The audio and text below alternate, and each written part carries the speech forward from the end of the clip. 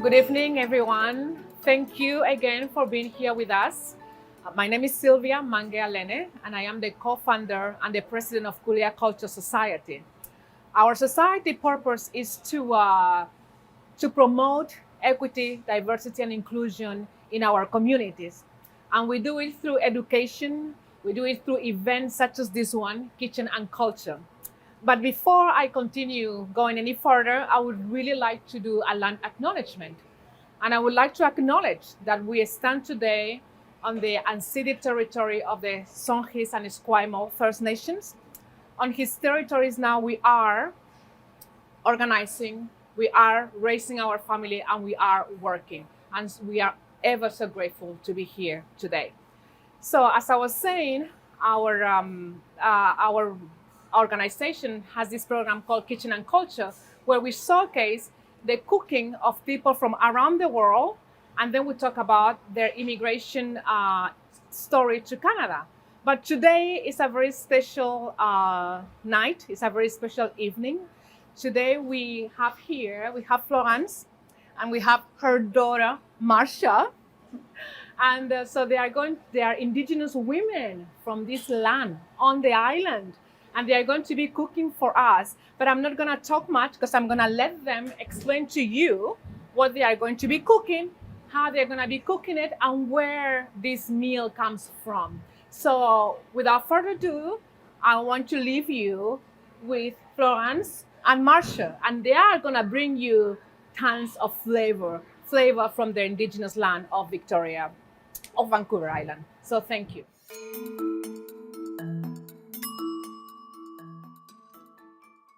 Hello, welcome to Kalea's Cooking Culture. We're going to be showcasing our indigenous foods. We have salmon, we have potatoes. I'll be making fried bannock, and at the end here we're going to be making what's called Indian ice cream, which used with indigenous berries from Prince George, Ballakula area. We used our traditional foods to acquire berries like this as a trade, because these berries weren't available to us. We did a lot of trades all up and down the coast with what we were rich in, with what other tribes were rich in. So we had a really good relationship with the trades, and we're going to get started. So while I'm mixing the ingredients to make the bannock, Marcia here is going to start cutting up the potatoes. And as she's cutting them, I'm going to explain why they're being cut in the way that she's cutting them.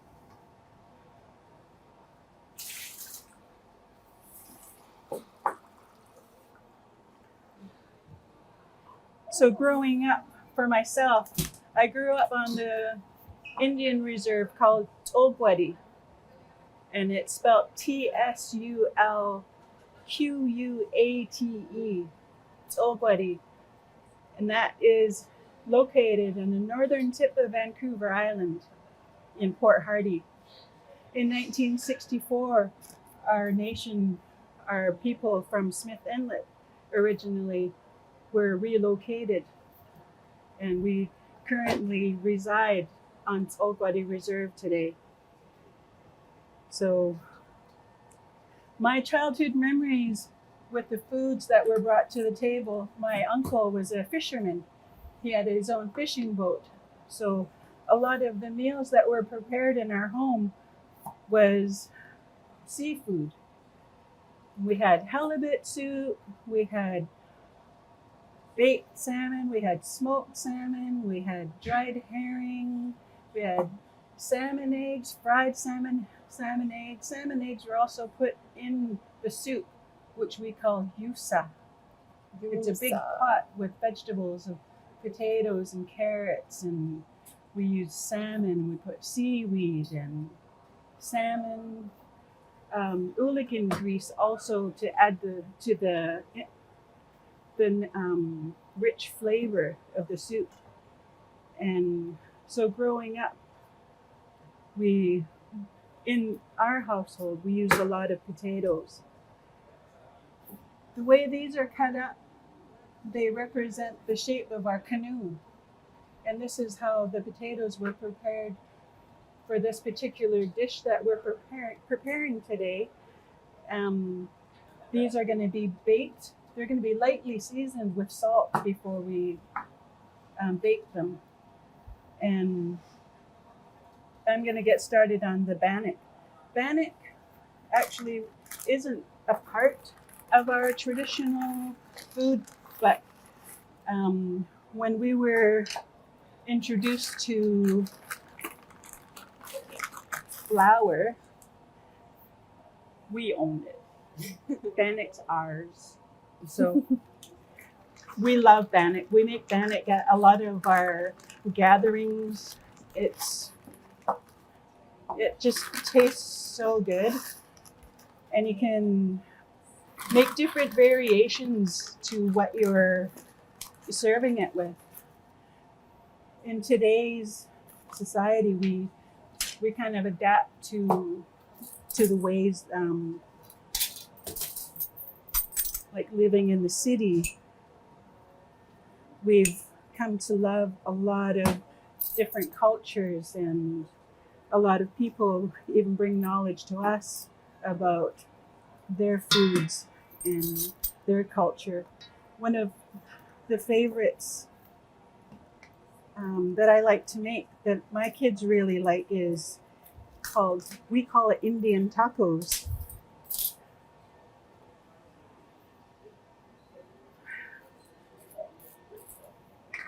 And it's fried bread topped with everything that you would put on a Mexican taco. So for this recipe, I've put 4 cups of flour, and I put a teaspoon of salt, 2 teaspoons of sugar, and I'm putting in 3 tablespoons of baking powder to help it to fluff up. And I'm going to whisk it together to make sure all the ingredients are well combined. I use a whisk for that.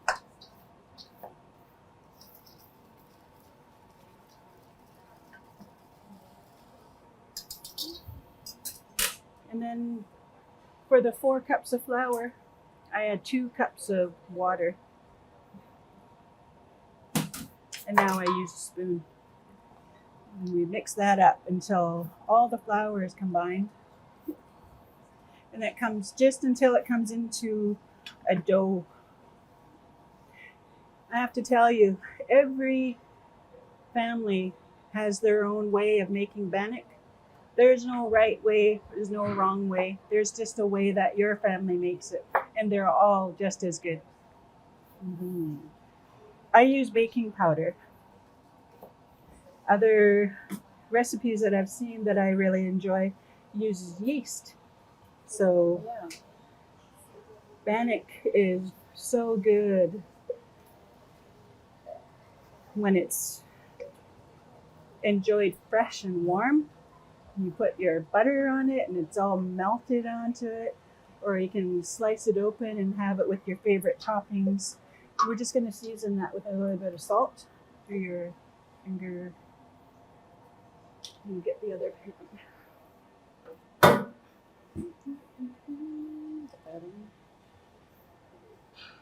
Just to add a little seasoning before we cook it.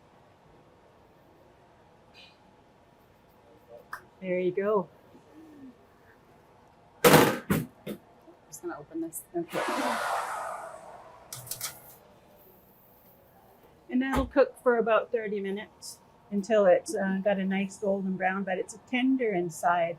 So we'll check it in 30 minutes to make sure it's cooked through. So I've got this dough ready, and I don't know if you can see, but it's a really soft, dough. It's not very firm. And I'm just going to add a bit of flour just on the outside just to keep it from sticking when we're forming into our patties.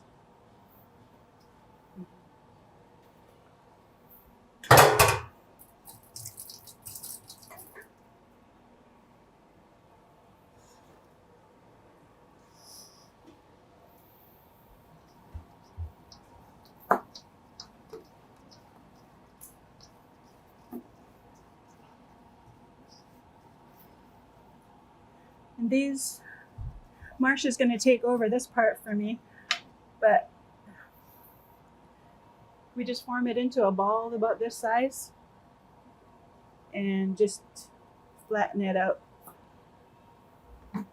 My method uses less and no kneading at all. We just mix it until it comes together and form it into a patty and fry it on medium heat with about an inch of oil. So depending on the size of the frying pan you're using, you're probably going to be using 1.5 to 2 cups of vegetable cooking oil. So I'm going to move this over here.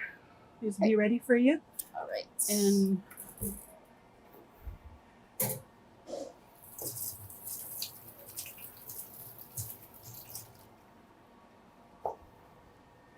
I have 2 frying pans over here, and they're about 350 to 375 degrees. And we're just going to add the oil.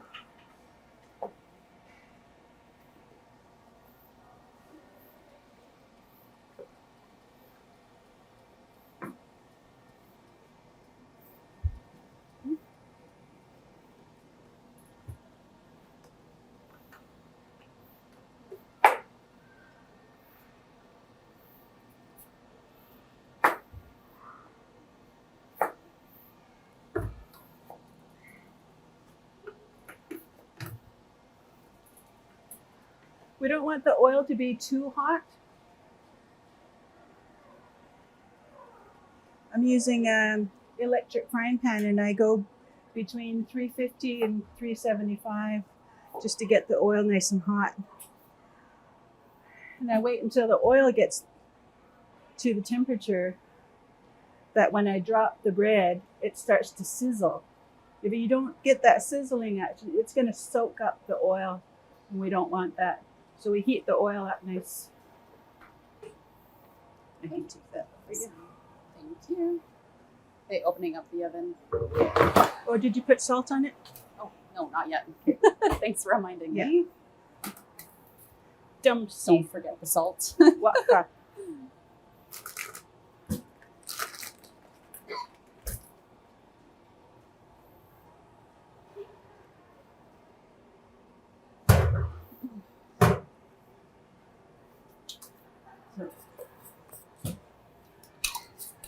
Now I'm opening up the oven. So we're done with these.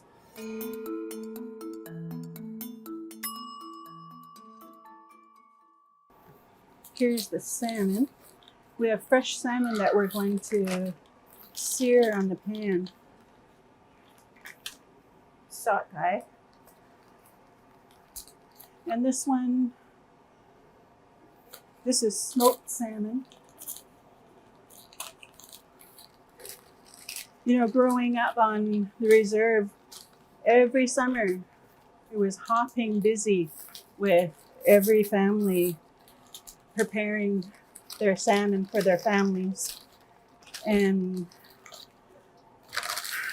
almost every family had their own smokehouse next to their house. So everyone was outside cutting up their fish and talking about how they were going to make glubuk, which was smoked salmon in our language.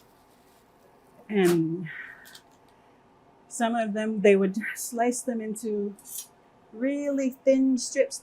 My aunt had a blade that was that shape. She had specially made, and it was super sharp. And she worked so fast. She would just go like this, and she'd get paper thin strips of the salmon, and they would lay it over the sticks in the smokehouse. And there was cold smoke.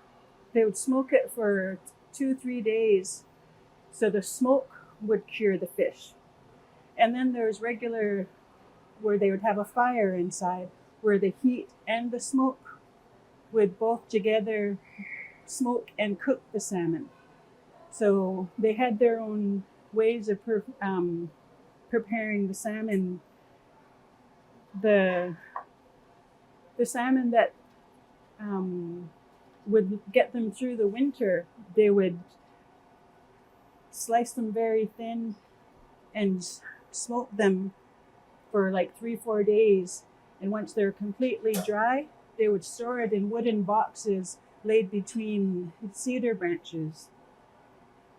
And they would keep for the winter because they had no refrigeration in those days. And these are stories that my mom shared with me. So I don't have that available to me. So we went to the grocery store and we got some smoked salmon here that we're just going to heat up. And this is pink salmon and smoked sockeye. So for the salmon, this is the fresh salmon fillet. I'm just going to cut into slices. I don't want to contaminate my cutting board, so I'm just using this.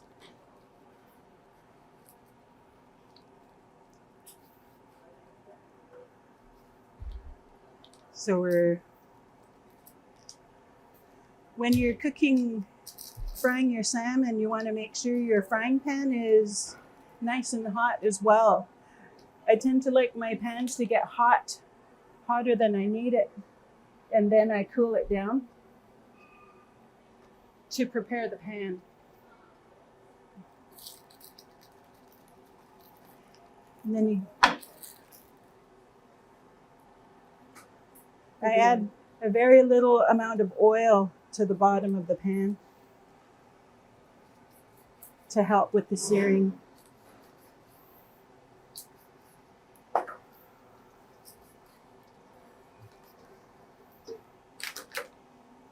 So I'm going to wash my hands.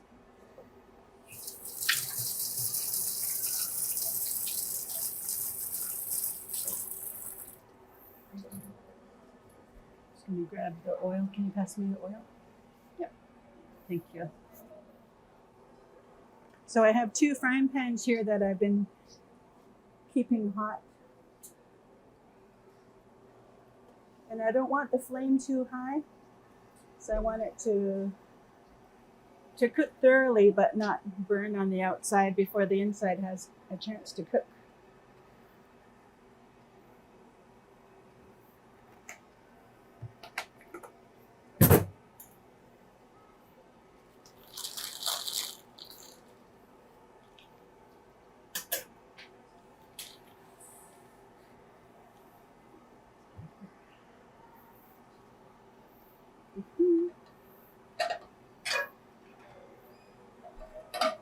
Got my flame too high here. I'm going to turn it down.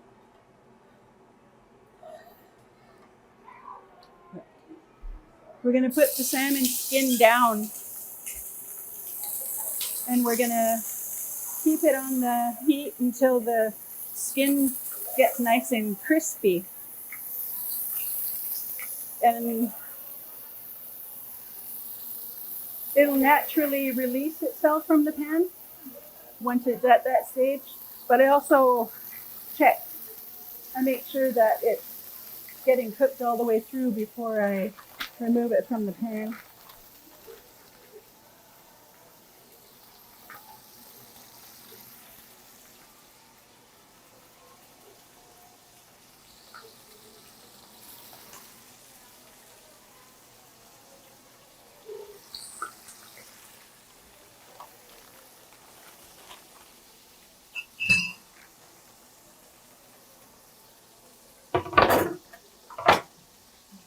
To get started on that onion.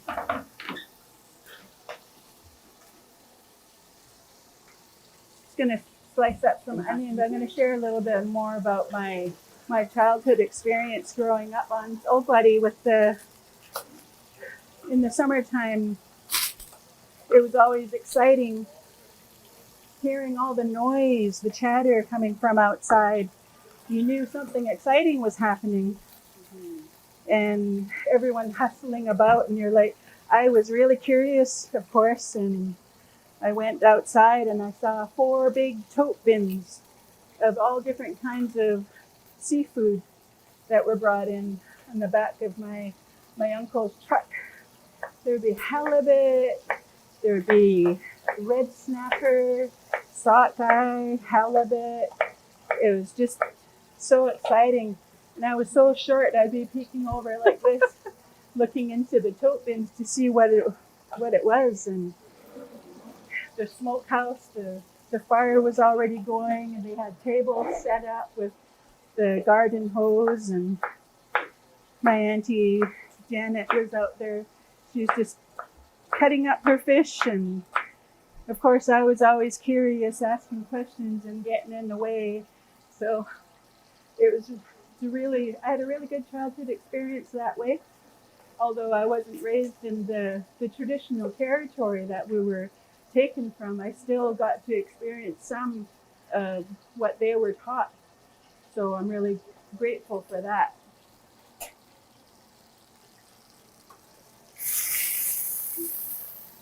Okay.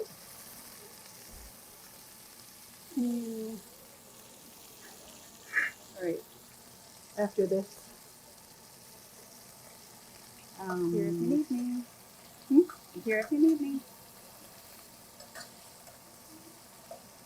How is the Bannock? It's rising. Rising? Nicely. Nicely. Just almost the way you would make it. Hopefully I did it. Okay. And I added a little bit too much oil to this one, forgive me. My kids run and hide when I'm frying food and oil splattering everywhere, as you can see. Just kidding. But after the salmon's gone for a few minutes, I'm going to start with actually I'm going to move some of this over. I'm going to start the onions in this frying pan. The salmon's almost ready. Like, I don't want to overcook it. So we're just going to keep it on low on this side, just to keep it warm. I'm going to drop in the onions.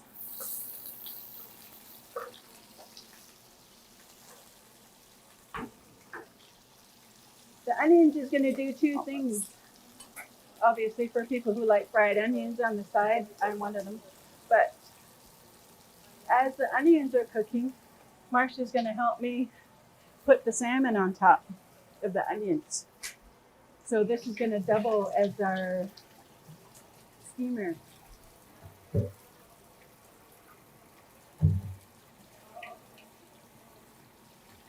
So we're not going to touch the onions once we get the salmon pieces on here. This is just going to warm up the smoked salmon while the onions are frying. Just going to quickly flip the bannock. Okay. Just 1 second.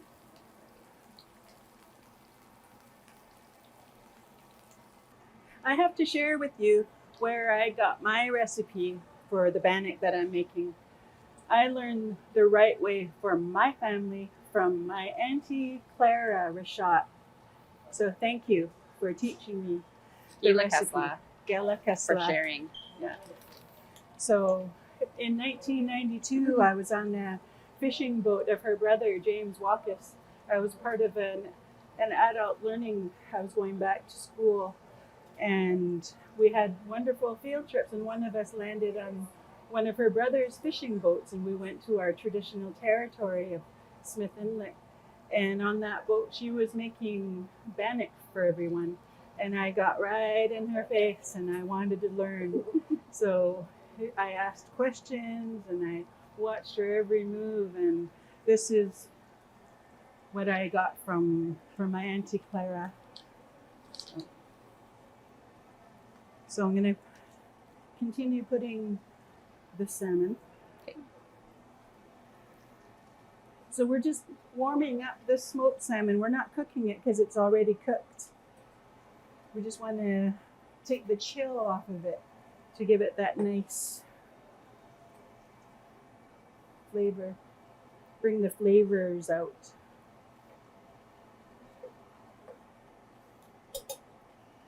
When I was living with my mom later in my years, I was 12, 13 years old when I was able to live with my mom. And my brother was living with her at the time. And it was a very new stage in my life because I was born and raised with my aunt, my mom's sister. So I remember one winter, my brother was really keen on helping our mom and bringing her happiness. And he had a boat called a little sportiac. He used to take me and both my sister out, and he'd scare us and taking us out into the ocean, out into the fog.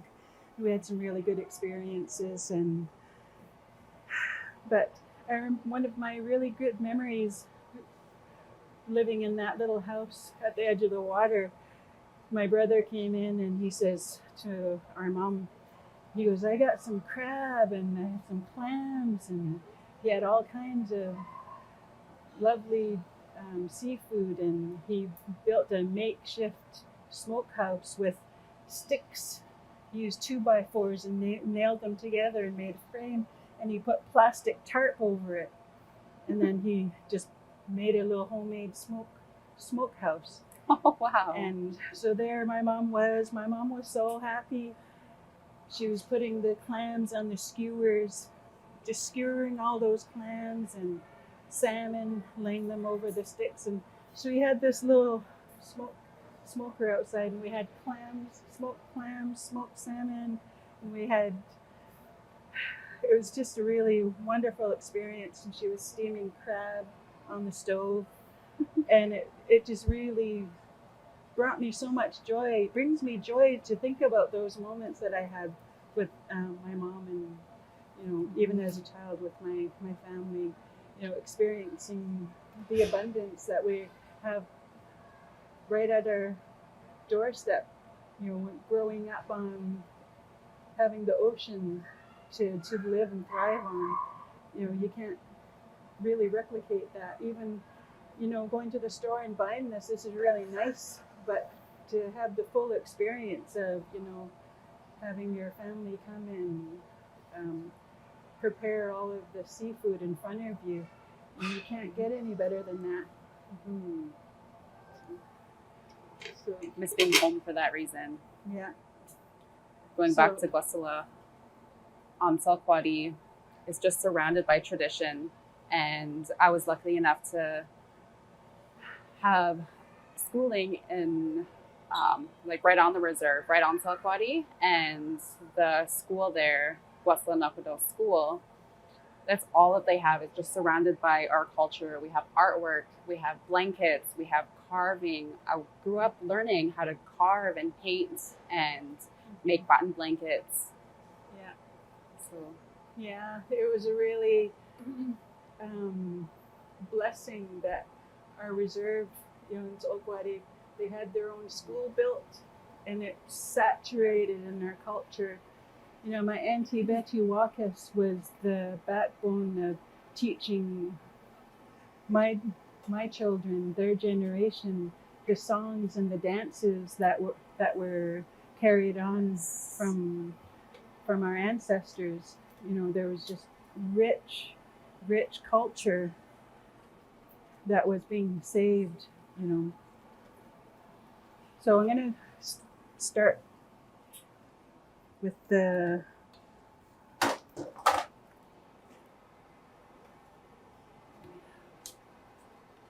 I'm gonna move over here.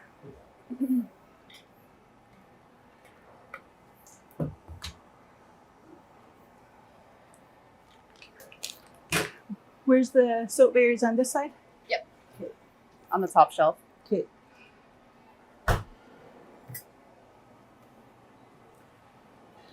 Okay, I have. Here's the measuring spoons. I think that's good. So,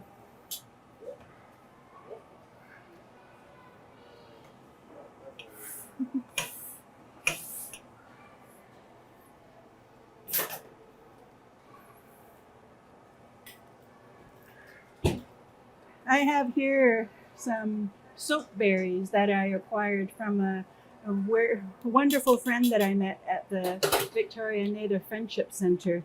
Thank you so much for this.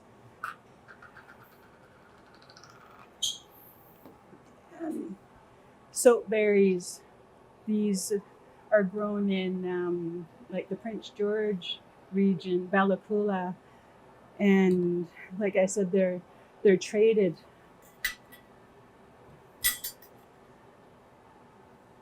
So I'm just going to measure some. I have not made this in a long time, so hopefully this turns out.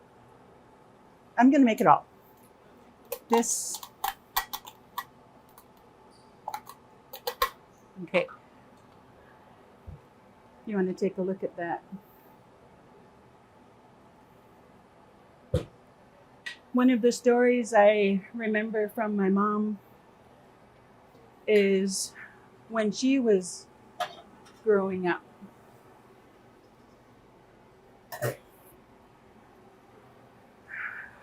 Her grandmother would make Indian ice cream. And I asked her, because we were using an electric mixer, I said, how did she make it fluffy? She said she would get the branches of the salal bush. The salal berries is very fruity. It's a blueberry that grows on little branches this long, and they hang just like that. And they have really green, shiny leaves. So she would keep the branches, and she would use that branch to whisk what I'm going to be making here. We use hot water. This is what I was taught. The warmth.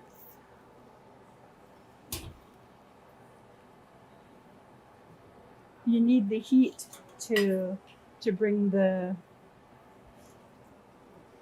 frothiness to the berry.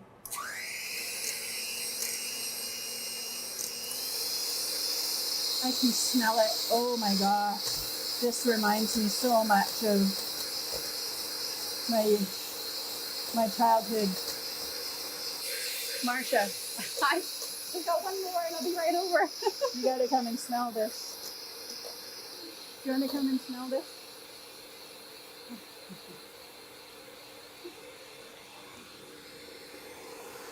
Oh my gosh. This was delicious. Definitely a childhood favorite. I haven't had it since I was like 8. Oh, I made it a few years ago. Oh, Yeah. I got some when this is my first generation of daughters that we've raised. My second generation of daughters, they recently graduated a few years ago. I would go into their school, and as with my older daughters, would participate with the classroom on a lot of these cultural foods. I'd go in and demonstrate how to make bannock. I wouldn't make it for them. I would give them the ingredients, and they would make it. so much fun.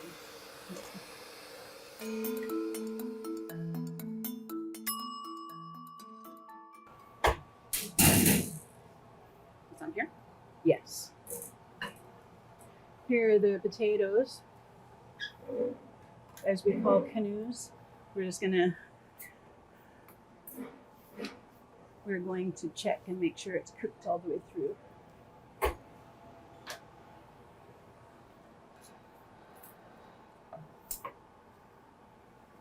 Perfect. So we're just going to plate this up. Just put it right there. Can you open some seaweed and put it?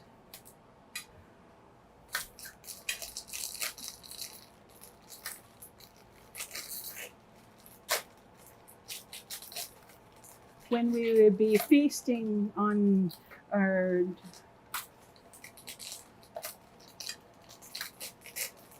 harvest, our table would be loaded with everything from salmon to seaweed, salmon eggs, herring eggs, everything, seaweed, and fermented ooligan grease. My Aunt Julia and her husband Herbert would spend the spring up in Kingham. They would be one of the ones that would be preparing the ooligans. They would dig like a 3 feet deep hole about the length of this room or really wide, and they'd fill it right up with the herring that they harvested, and they would cover it, and it would sit there for weeks, 2-3 weeks, and it would ferment. And then after it has fermented, they would then scoop the top into barrels, just the top. All the fat would float to the top, and they'd scoop it, and then they would render it. They would cook it over fire, and once it's cooled, then they would fill them into gallon jugs, 1 liter jugs, and it's so good. The way they made their ooligan grease it had a very light flavor of ooligan, the grease from it, and that's what our ancestors used for medicine. When I read an article in Victoria, UVic students did a scientific study on ooligan grease, and in this article I read it had everything from A to zinc.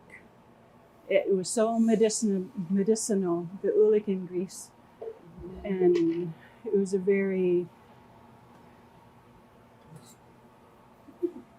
not dominant, but you can cut that part out. It's a very important part of our foods, the ooligan grease.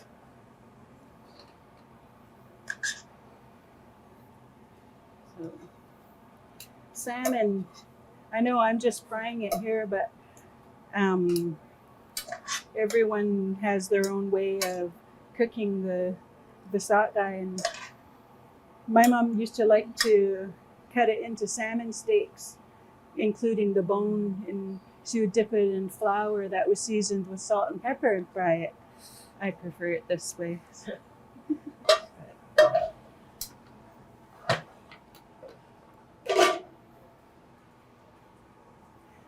So I think I'll just use this. Oh, So that looks so good. This smells amazing. Just got warmed up from the onions. The onions are nice and tender. Ooh. This is what we call a feast. This is usually when we're sitting in the living room waiting for her to call everybody's name. Sitting there thinking, oh, lakia laikia, this is so good.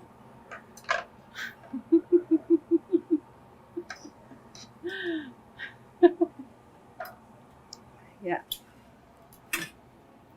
So we have salmon 3 ways. I didn't take part in smoking the salmon, but I have had experience as a child watching my family prepare and smoke. And I also got to eat. It was just phenomenal.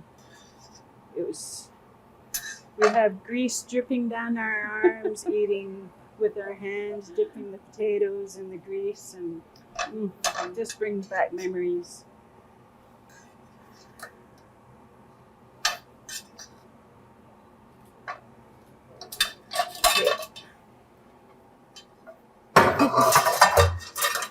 I think I was unable to, unfortunately, get some traditional seaweed from our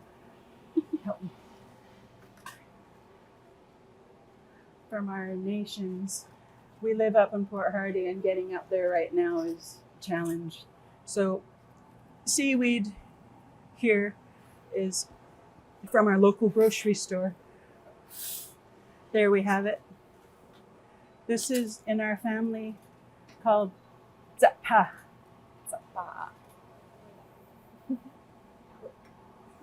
Sorry. And this is the ulican grease. All of this we would enjoy. Everything would have the grease. We'd have the seaweed with the fish wrapped and dip it into the grease and enjoy this.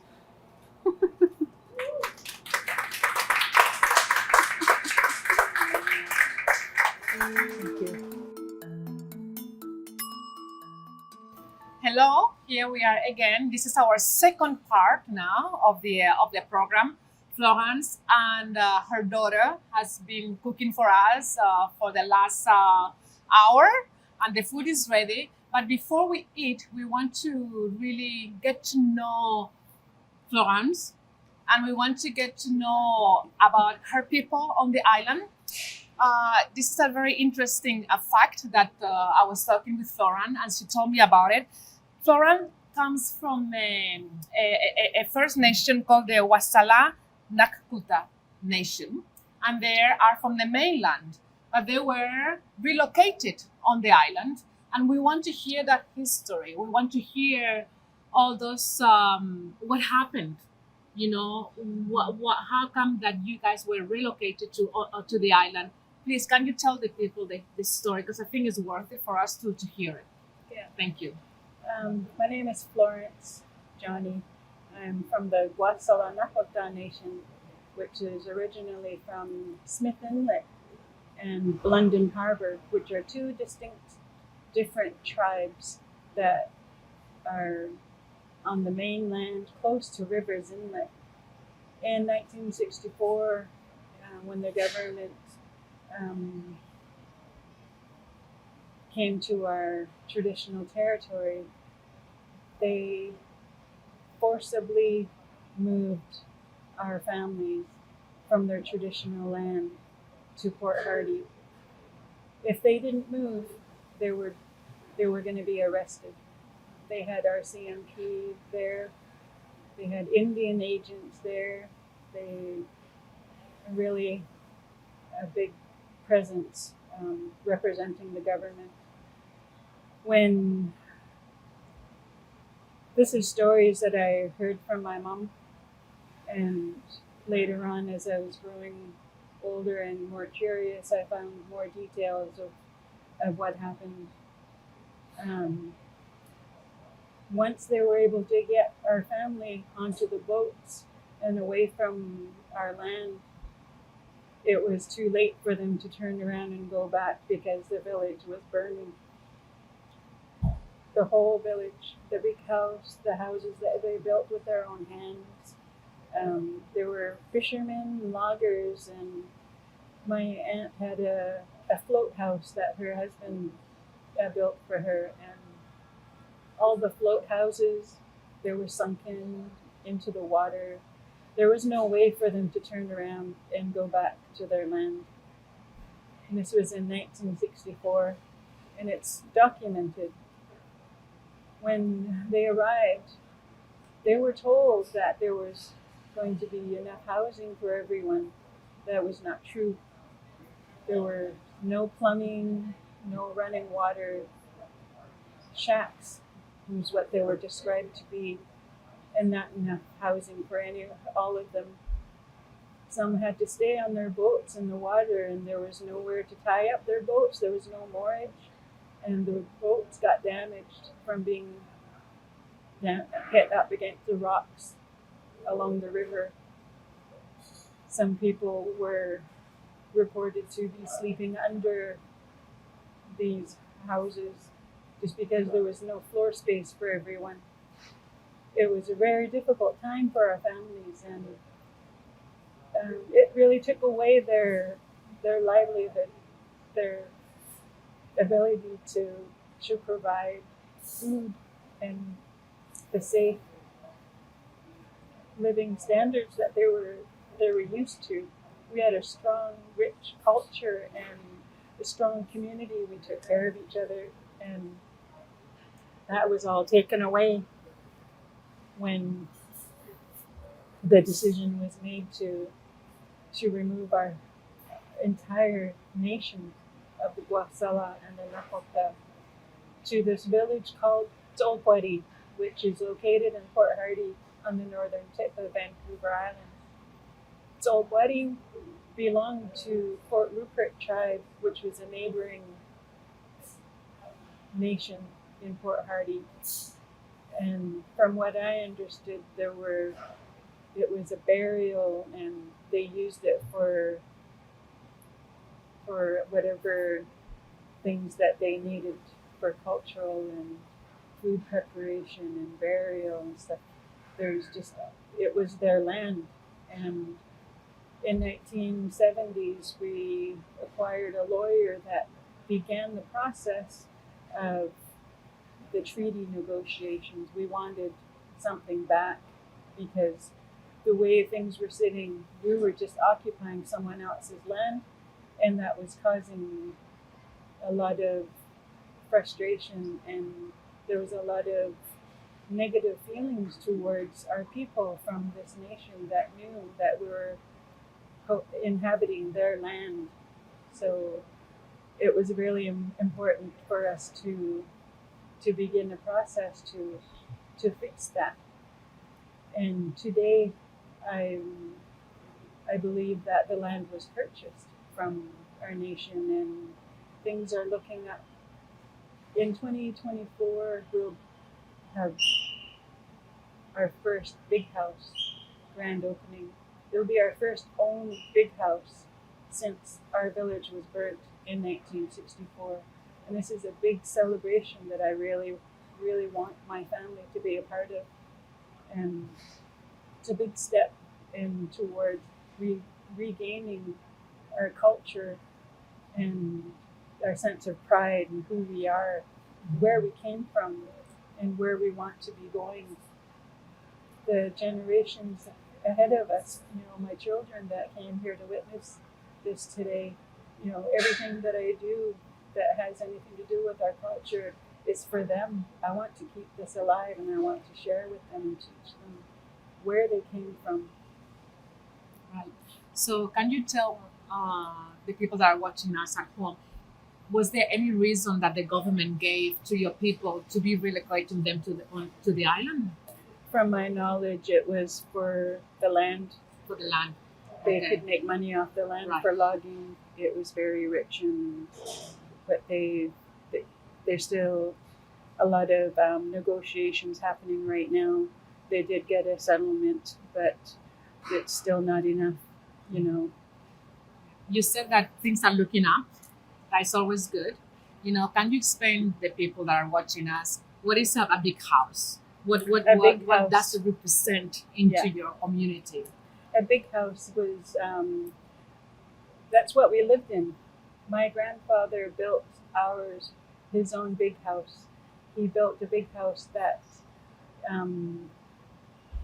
as his family grew, everyone lived in this big house, and they'd have a fire in the middle of the big house where they did all the meal planning and the preparation. Everyone ate together, everyone worked together, and when family members would start their own families, they would get a quarter of the big house, and in traditional ways that they would eventually move into the other family's big house. Every family in our community had their own big house, and it was the way things were. We lived together, and we took care of each other. We were taught that everyone had a job, no matter how big or small and how young or old. Everyone had a job.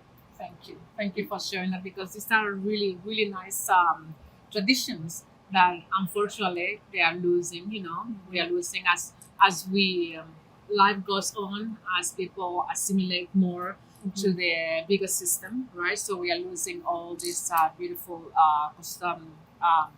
We are losing all these beautiful traditions. But it's so nice to hear that you are building a big house again, kind of like taking back those traditions and kind of like putting them out there so that people can learn about them. I think it's great. Yeah. Now, and I want to ask you, what is that you're wearing? So I'm looking at this, and I just want you to tell us about what is that you're wearing. What does it mean? Well, this is a cedar headband, and the cedar in our culture, the cedar tree is life. We use it in our medicine. We use it in our regalia. We use it in our. We burn the cedar to clean, to bring health, to ward away bad spirits. And there's a lot of medicine that comes from the trees, the balsam tree. They boil down the bark and they use it for medicine. It's very cedar. We use cedar for everything, building, and for when we're doing the smudging. You know how some cultures they have the sweet grass, they have sage, we have cedar. Oh, okay. Yeah. Excellent. So kind of like, and it's also something that the cedar is also not only you use it for health and for healing, but kind of like also spiritual. It brings back all your ancestors, bring back all the memories, good and bad, and it's there to, to put them together and to then think of them and make them yours. Gives right? us strength. Give you strength, of course. Protection. Yeah. Perfect. And what do we have here, please? Can you tell us about this? This is an eagle. This is a replica of what my daughter Marcia made in school. Yeah. She made one, and I recently won this one in a draw. I bought a ticket and I won, and I gifted it to Marcia. Excellent. And what is the meaning of an eagle? An eagle For you? In our culture, the eagle flies the closest to our Creator. Right. The eagle is also, when we pray, the eagle is the messenger. We see the eagle as our strength, and as our protector and our guidance. Excellent. Wow. Well, thank you so much.